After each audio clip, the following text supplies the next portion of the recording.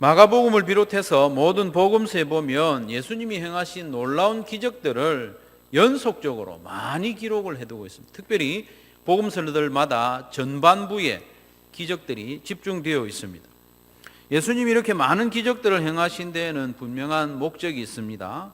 그것은 제자들로 하여금 예수님이 누구신지, 예수님이 어떤 분이신지 좀 바로 알게 하기 위해서, 신앙 고백을 똑바로 하게 하기 위해서 기적을 많이 행하셨어요.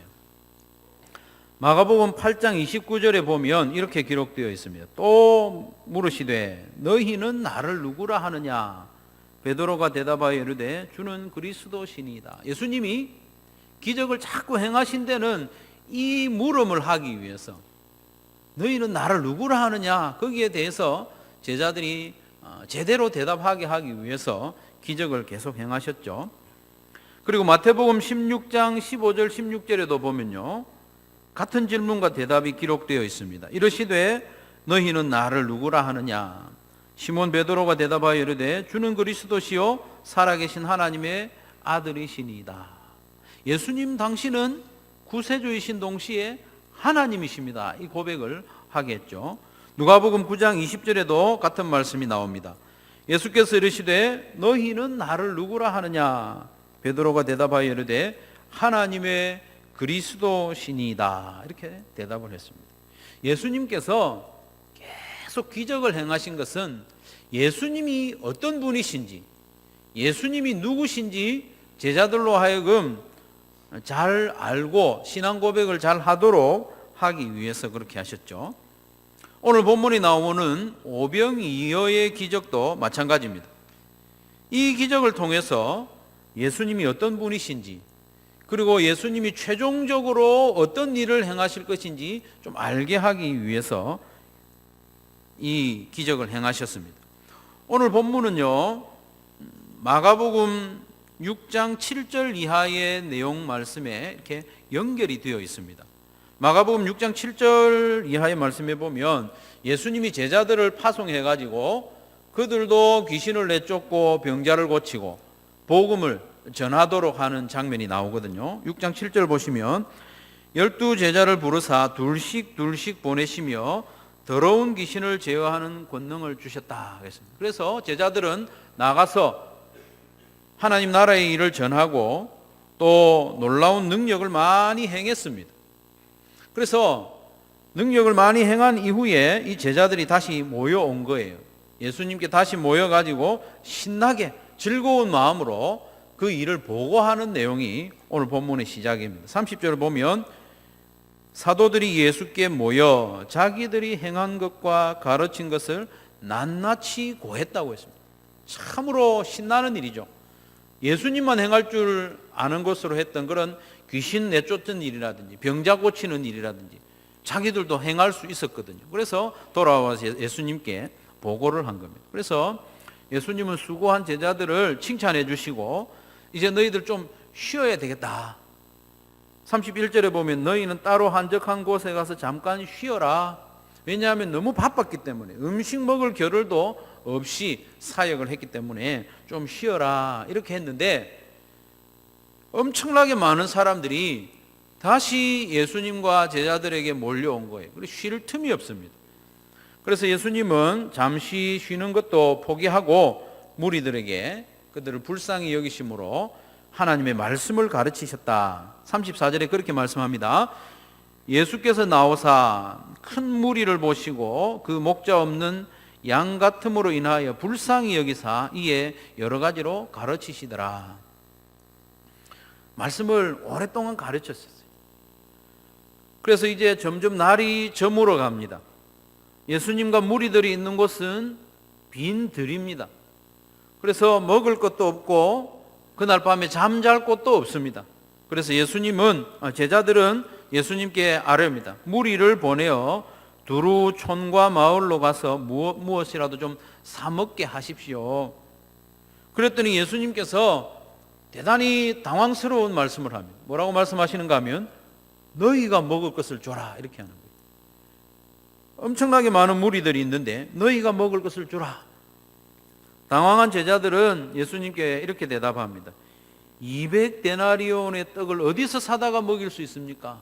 200데나리온은 요즘 돈으로 2천만 원 정도 되거든요. 2천만 원어치나 어디 가서 떡을 사와서 먹일 수 있겠습니까?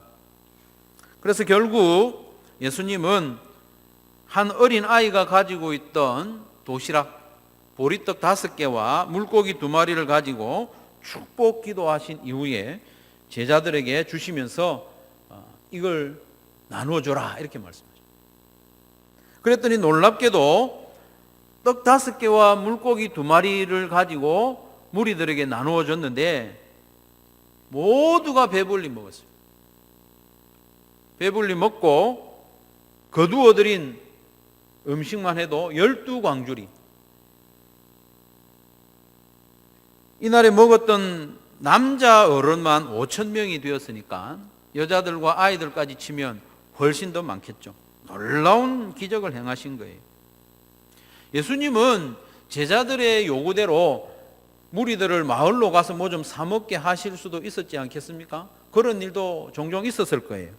그러나 오늘은 예수님께서 오병이어의 기적을 통해서 예수님 자신이 하나님의 아들이시라는 것을 드러내기를 원하셨어요. 기적을 통해서. 실제로 예수님이 놀라운 기적을 행하실 때마다 제자들은 많이 놀랐습니다. 도대체 이분이 누구신가? 의문을 많이 가졌단 말입니다. 얼마 전에 살펴본 마가복음 4장 말씀에도 보면 41절에 보면 예수님이 바다와 바람을 잠잠케 하셨을 때 제자들은 서로 이렇게 말합니다. 그가 누구시기에 바람과 바다도 순종하는가? 도대체 이분이 누구신가? 기적을 행할 때마다 제자들은 의문을 했습니다. 그 후에도 예수님은 그라사인의 지방에서 군대의 귀신을 쫓아내시기도 하고 돌아오셔서는 12해 동안 혈루증으로 고생하던 여인을 고쳐주시고 또 죽은 야이로의 딸을 살려주시기도 하고 오늘 본문에 이어지는 그 45절 이하의 말씀에 보면 예수님은 물 위를 걸어서 제자들에게 오시기도 했습니다. 여러분 이게 믿어지세요? 떡 5개 가지고 5,000명 먹이고 죽은 사람 살리고 물 위를 걸어오고 다 지어낸 이야기 같죠. 이어지는 7장 24절 이하의 말씀에 보면 수로보니게 여인의 딸을 고쳐주시기도 하고 7장 31절 이하의 말씀에 보면 귀 먹고 말 더듬는 사람을 고쳐주시기도 하고 8장 1절 이하의 말씀에 보면 다시 7병이어 떡 7개와 물고기 2마리로 4,000명을 먹이시기도 하고 8장 22절 이하의 말씀에 보면 맹인의 눈을 뜨게 하시기도 하고 계속해서 지금 예수님이 기적을 행하고 있습니다. 예수님이 이렇게 많은 기적을 행하신 이후에 마가복음 8장 29절에서 드디어 하고 싶은 말씀을 하시는 거예요. 너희는 나를 누구라 하느냐? 그래서 베드로를 비롯한 제자들이 대답합니다. 주는 그리스도이십니다. 이 신앙 고백을 마태복음 16장 16절에서는 좀 더 분명하게 하는데 주는 그리스도시요 살아계신 하나님의 아들이십니다. 누가복음 9장에서도 이와 같은 고백을 하게 합니다.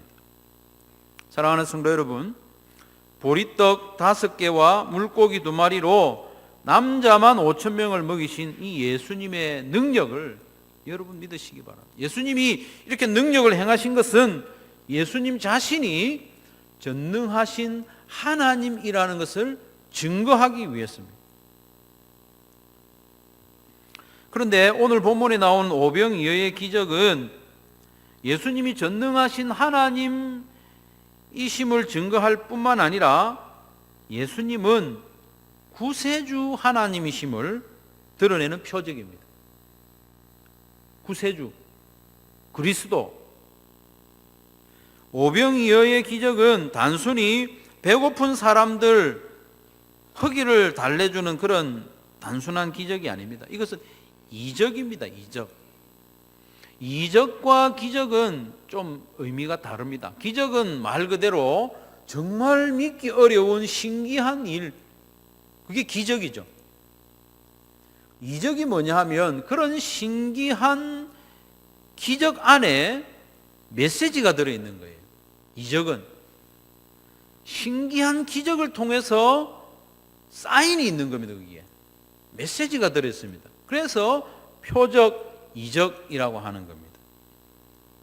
예수님은 지금 오병이어의 기적을 통해서 앞으로 예수님이 십자가에 달려서 자기의 몸을 찢어 그걸 떡으로 나누어 주실 것을 지금 여기에 메시지를 담고 있는 겁니다. 그렇기 때문에 오병이어는 기적이라기보다는 이적입니다.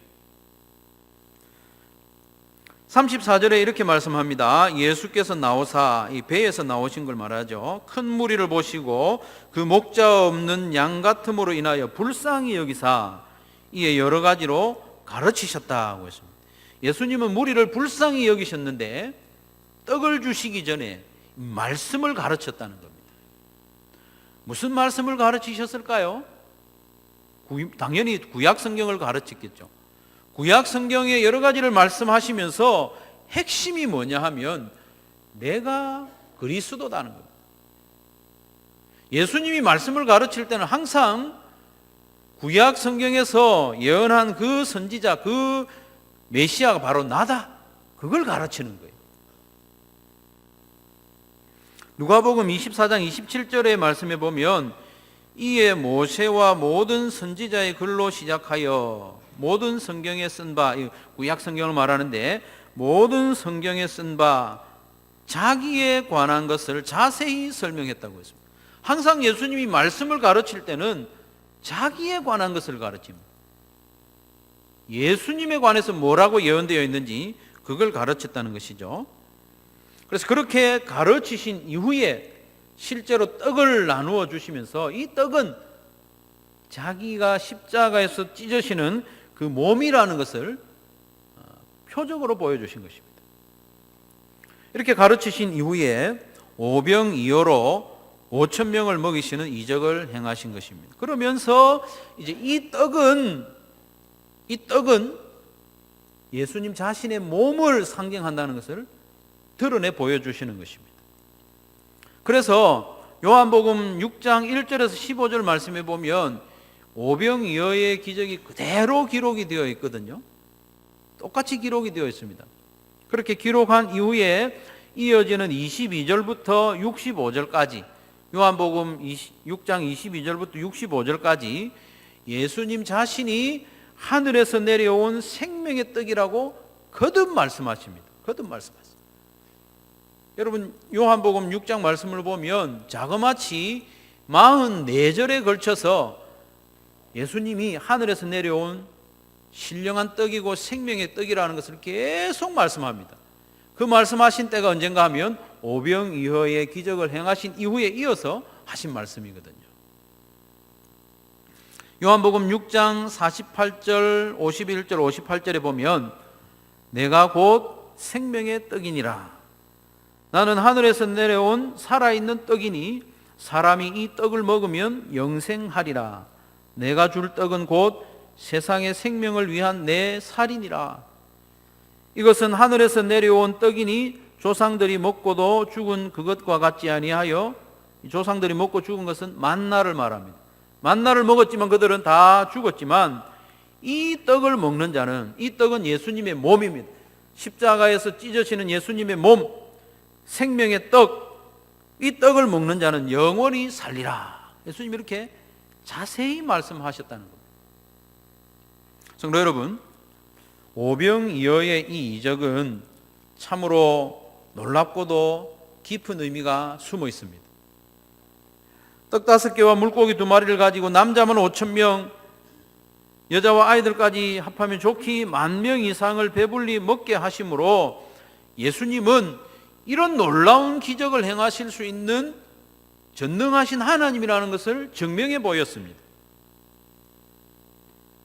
그런데 놀랍게도 그렇게 능력이 크신 예수님께서 죄인들을 구원하실 때에는 그 능력으로 하지 않았다는 것입니다. 그 크신 능력을 사용하지 않으시고 오히려 연약한 사람으로서 십자가에 달려 자기의 몸을 찢으시면서 찢어진 그 몸을 생명의 떡으로 우리에게 주심으로 우리를 구원해 주셨다는 것입니다.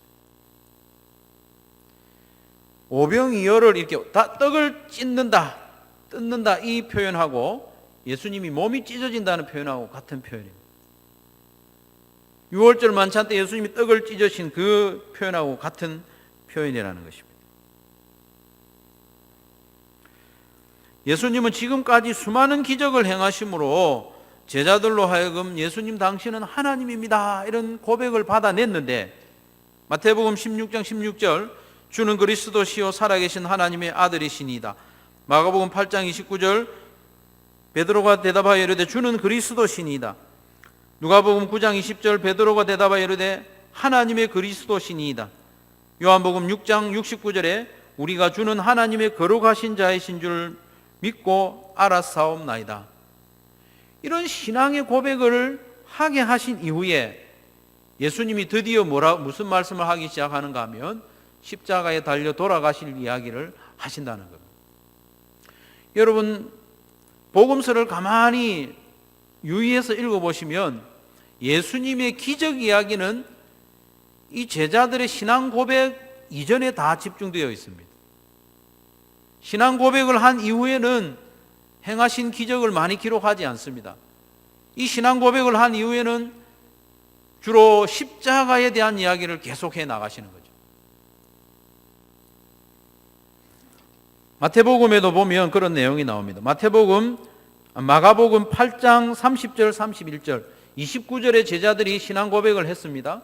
그 제자들의 신앙 고백 이후에 이에 자기의 일을 아무에게도 말하지 말라 경고하시고 인자가 많은 고난을 받고, 인자는 예수님이죠. 예수님이 많은 고난을 받고 장로들과 대제사장들과 서기관들에게 버린 바 되어 죽임을 당하고 사흘 만에 살아나야 할 것을 비로소 그들에게 가르치셨다 말씀하고 있습니다. 마태복음에서도 마찬가지입니다. 마태복음에서도 예수님이 제자들의 신앙 고백을 받은 이후에 이제 됐다, 이제는 내가 십자가에 달려 죽을 것을 이야기합니다. 그래서 제자들이 그것을 말리기까지 하는 이야기가 나옵니다. 성도 여러분, 이게 무엇을 이야기합니까? 우리의 구원은 천지를 창조하신 예수님의 크신 능력으로 이루어진 게 아니라는 겁니다. 예수님의 능력은 무한하시지만 그 능력으로 우리를 쉽게 구원한 게 아니라는 것입니다. 그 많은 능력을 가진 예수님께서 십자가에 달리셔서 살을 찢고 피를 흘려 생명을 내어주심으로 그 몸을 우리에게 생명의 떡으로 제공해 주셨다는 것입니다. 여러분, 이것을 믿으시길 바랍니다. 그러니 우리의 구원은 놀라운 이 오병이어의 기적과 비교할 수 없습니다. 우리의 구원은 예수님이 천지를 창조하신 그 놀라운 일과도 비교할 수 없습니다. 그보다 더 놀라운 일이 죄인인 우리가 예수님의 십자가로 생명을 얻는 것입니다.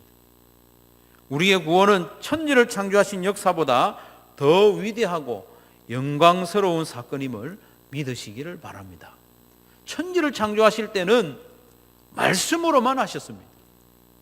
그러나 우리를 다시 창조하시고 우리를 살리기 위해서는 예수님이 십자가에 친히 달려 돌아가셨다는 것입니다. 오병이어는 그것을 말하는 것입니다. 우리의 구세주 하나님이신 예수님께서는 우리를 더욱 영광스럽게 초대했습니다. 그것은 우리를 예수님의 동력자로 불러주셨다는 것입니다. 제자들은 무리들에게 줄 떡을 마련하지는 못했지만은 예수님의 명령에 따라서 무리들에게 떡을 나누어 주긴 했습니다. 떡을 이렇게 다 나누어 주면서 예수님의 동력자가 되었다는 것입니다. 떡을 만들어내지는 못했지만은 떡을 나누어 주는 일을 통해서 예수님의 동력자가 되었다는 것입니다. 마가복음 8장에 보면 이런 오병이어와 비슷한 기적이 한 번 더 나옵니다. 칠병이어, 떡 7개와 물고기 2마리로 4,000명을 먹이는 이적이 나오는데, 그 상황에서도 제자들이 떡과 생선을 무리들에게 나누어 주는 이것을 비중 있게 기록을 하고 있습니다. 8장 6절 7절에 보면 예수께서 무리를 명하여 땅에 앉게 하시고 떡 7개를 가지사 축사하시고 떼어 제자들에게 주어 나누어 주게 하시니, 제자들이 무리에게 나누어 주더라. 또 작은 생선 2마리가 있는지라 이에 축복하시고 명하사 이것도 나누어 주게 하셨다는 것이죠. 제자들이 이 떡을 나누어 주도록 시켰다는 겁니다. 예수님의 동력자로 초대한 겁니다. 제자들은 5병이어와 7병이어를 무리에게 나누어 주었을 뿐만 아니라 십자가에 달리셔서 생명의 떡이 되신 예수님을 온 세상에 전하도록 명령을 받았습니다. 마가복음 16장 15절에 보면 너희는 온 천하에 다니며 만민에게 복음을 전파하라. 이 복음이 바로 생명의 떡이신 예수님 아닙니까? 생명의 떡이신 예수님을 온 천하에 다니며 전하라는 겁니다. 나누어 주라는 겁니다. 그렇게 해서 예수님의 동력자로 부름을 받았다는 거죠. 예수님이 승천하기 전에도 제자들에게 말씀합니다. 오직 성령이 너희에게 임하시면 너희가 권능을 받고 예루살렘과 온 유대와 사마리아와 땅끝까지 이르러 내 증인이 되리라. 예수님을 전하는 사람이 될 것이다. 예수님을 전하는 사람이 되어라 말씀하고 있는 것이죠. 그런데 좀 문제가 있어요. 어떤 문제가 있는가 하면 오병이어를 나누어 줄 때는 고난이 없었는데 하늘에서 내려온 생명의 떡 예수님을 전하고 나눌 때는 고난과 핍박이 따른다는 겁니다.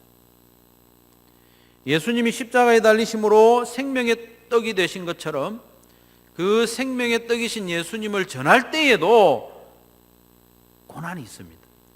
생명의 떡이 십자가로 만들어졌기 때문에 그 떡을 나누는 과정에도 십자가가 필요합니다. 그래서 예수님은 제자들을 일찌감치 부르셔서 준비시킨 것이죠. 전하는 바에 의하면 예수님의 이 제자들은 생명의 떡이신 예수님을 나누고 전하다가 하나같이 다 순교를 당했습니다. 요한만 노년까지 살아서 요한계시록을 기록하고 죽었죠. 요한도 사실은 뜨거운 물에 집어넣어가지고 죽이려고 했는데 하나님이 살려주셨습니다. 다 순교를 했어요. 요한의 형제 야고보는 사도행전에 나오는 것처럼 가장 먼저 헤롯에게 참수를 당했습니다. 목이 잘려 죽었습니다. 베드로는 로마에서 거꾸로 십자가에 못 박혀 순교했고, 베드로의 동생 안드레는 X자 십자가에 매달려 순교했고, 바돌로메는 야만인들에게 껍질이 벗겨져서 순교했고, 마태는 에티오피아에 가서 복음을 전하다가 도끼에 맞아서 순교했고, 열심당원 시몬은 페르시아에서 복음을 전하다가 많은 사람들을 구원했지만은 톱질을 당해서 순교했고, 도마는 인도까지 가서 복음을 전하다가 창에 찔려 순교했다고 알려지고 있습니다. 사도 바울 또한 로마에서 목이 베어 순교를 당했고, 마가복음을 기록한 마가는 이집트 알렉산드리아에 가서 복음을 전하고 교회를 세운 후에 순교했습니다. 이집트가 이슬람 국가지만은 상당한 기독교인이 있습니다. 그 이집트에 있는 기독교를 곱틱교라고 합니다. 곱틱교. 예수님을 믿습니다. 그 곱틱 교회가 바로 마가에 의해 세워진 교회의 후손들입니다. 영원한 생명의 떡이신 예수님을 전하던 제자들이 하나같이 순교를 했다는 사실을 듣는 성도 여러분 얼굴을 보니까 별로 안색이 안 좋아 보이네요. 부담스럽죠. 나는 그렇게까지는 믿고 싶지 않은데 싶은 마음이 있지 않습니까? 그런 생각이 드는 것 충분히 이해합니다. 목사인 저로서도 순교에 대한 이야기를 하는 부담스럽습니다.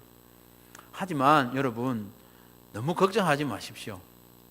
하나님이 아무나 순교하게 하지는 않습니다. 제자들의 순교에 대해서 들으면서 좀 다른 측면으로 생각해 보면 좋겠습니다. 제자들이 목숨을 잃어가면서까지 복음, 생명의 떡이신 예수님을 전했다는 것은 그 복음이 너무나도 확실하다는 것입니다. 긴가민가한 일을 위해서 목숨 걸지 않습니다. 생각해 보십시오. 제자들은 본래 그렇게 용감한 사람들이 아니에요. 의리가 그렇게 뛰어난 사람들이 아니었어요. 예수님이 붙잡혔을 때 다 도망갔습니다.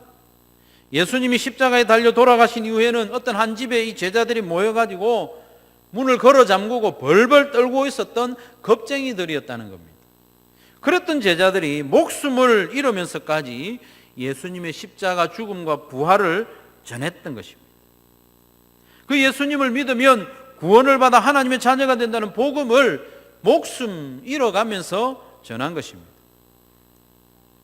제자들이 목숨 걸고 복음을 전한 것을 들으면서 나도 죽어야 하는 것 아닌가 걱정하기 이전에 이 복음이 얼마나 확실한가를 생각하시기 바랍니다. 이 복음은 확실합니다.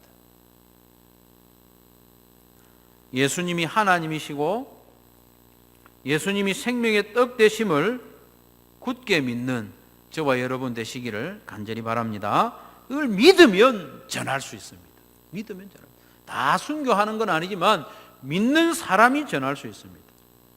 오늘 본문 말씀은 예수님은 전능하신 하나님이심을 증거하고 있습니다. 하나님이 예수님께서 귀신을 쫓아내시고 바람과 바다를 잠잠하게 하시고 죽은 사람도 살리시고 떡 5개와 물고기 2마리로 남자만 5,000명이나 되는 무리를 배불리 먹이시고 물 위를 걸으시기도 하고 이 모든 이적을 통해서 우리 예수님은 하나님이라는 것을 증거해 주셨습니다. 그래서 제자들은 결국 예수님 당신은 하나님의 아들이시요 우리의 구세주입니다 라는 고백을 하게 하셨습니다. 여러분도 예수님은 천지를 창조하신 하나님으로 믿으시기를 바랍니다.